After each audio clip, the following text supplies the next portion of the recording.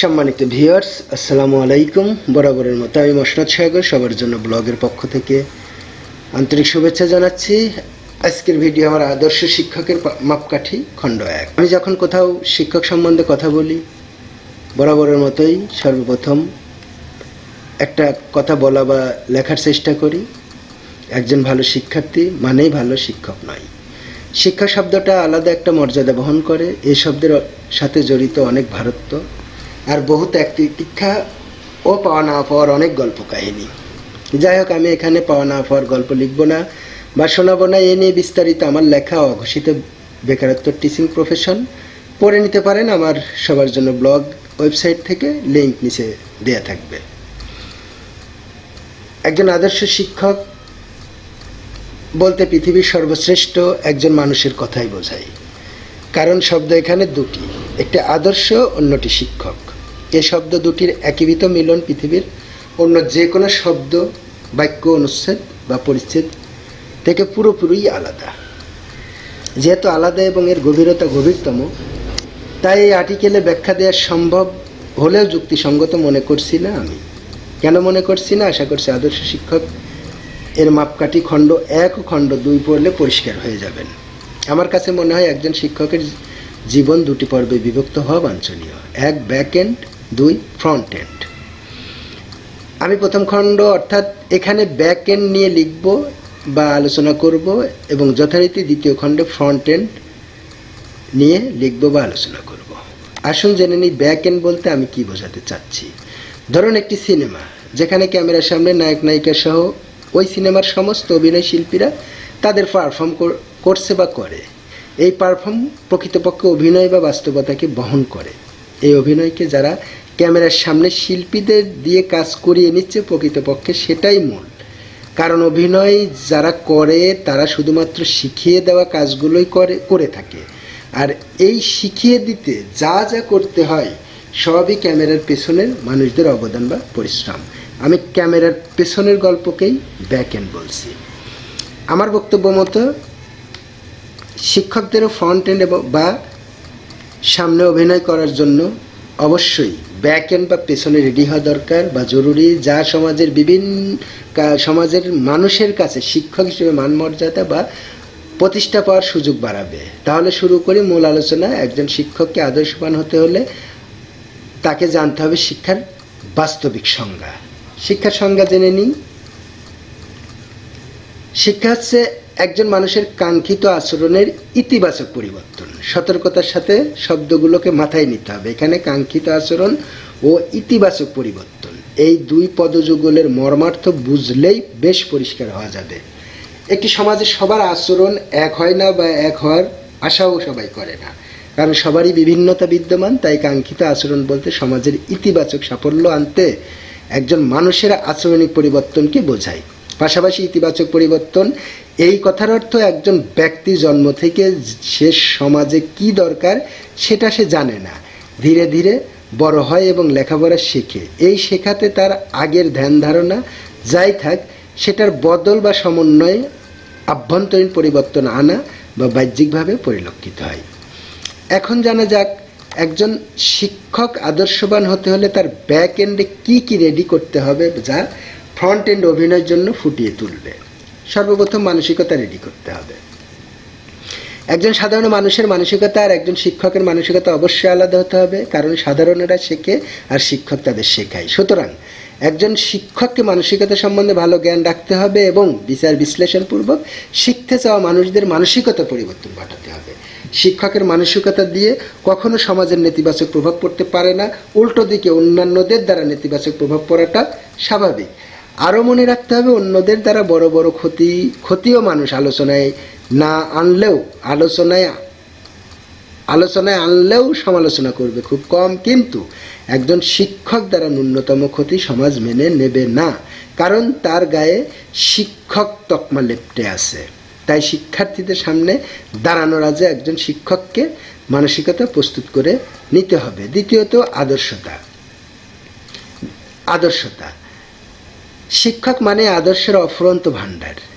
এ কথার সত্যতা সবাই মানে, কারণ প্রবাদ বলে শিক্ষক হচ্ছে মানুষ গড়ার কারিগর। সুতরাং কারিগরের নিকট সাধারণ মানুষ কারিগরিত্ব দেখতে চাইবে, এটাই স্বাভাবিক।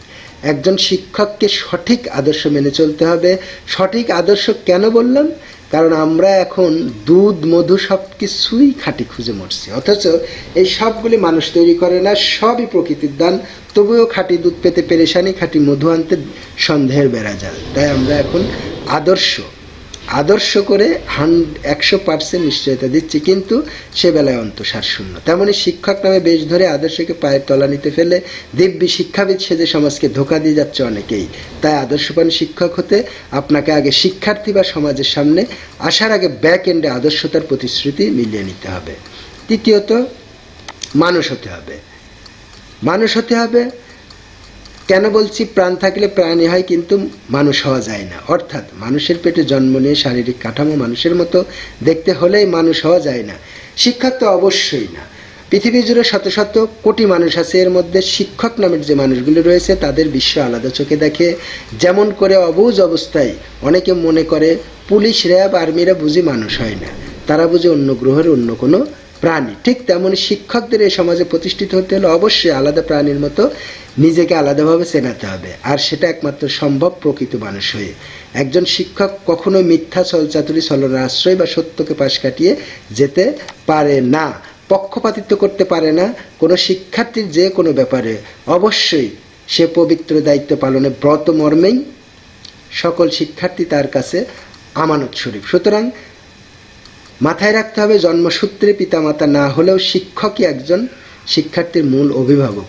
তার হাতেই নির্ভর করে একটি জাতির ভবিষ্যৎ। তাই সর্বপ্রথম তাকে প্রকৃত মানুষ হতে হবে। ভুলে যেতে হবে হিংসা, বিদ্বেষ, ক্রোধ আর প্রতিশোধের নেশা। নিজের সন্তানকে নিয়ে একজন মানুষ যেভাবে ভাবে, ঠিক সেভাবে অপরের সন্তানদেরকে নিয়ে ইতিবাচক ভাবনা ভাবাই প্রকৃত মানুষের কাজ। আর এ ভাবনা যিনি ভাবতে পারেন তিনিই শিক্ষক, তকমা পাওয়া প্রকৃত মানুষ। আর এও মনে রাখা দরকার, আদর্শ শিক্ষকের চামড়া গায়ে জড়িয়ে যদি অন্যথা করা হয় তবে তার জবাব দিতে হবে চরমভাবে একদিন। একজন আদর্শ শিক্ষকের ফ্রন্ট এন্ডে আসার পূর্বে সে নিজেকে এভাবে প্রস্তুত করতে পেরেছে কিনা তা খতিয়ে দেখার দায়িত্ব প্রকৃত মানুষটারই। চতুর্থত, সুরুচি সম্পন্ন, স্মার্ট ও আত্মবিশ্বাসী হতে হবে। সুরুচি বলছি এ কারণেই যে পৃথিবীর সকল মানুষেরই রুচিবোধ আছে, কিন্তু সুরুচি হাতে গোনা। একজন শিক্ষক একটি সমাজের সার্বজনীন মডেল হিসেবে গণ্য হয়ে থাকে। তাই তাকে প্রতিটি ক্ষেত্রে রুচির ঊর্ধ্বে সুরুচিবোধ অর্জন করতে হবে। কারণ আর 10 জনের মতেই যদি শিক্ষকের রুচি এভারেজ পর্যায়ে থাকে তবে তাকে মডেল হিসাবে কেউ মানবে না এবং শিক্ষকের আসল পরিচয় থেকে সরে যাবে।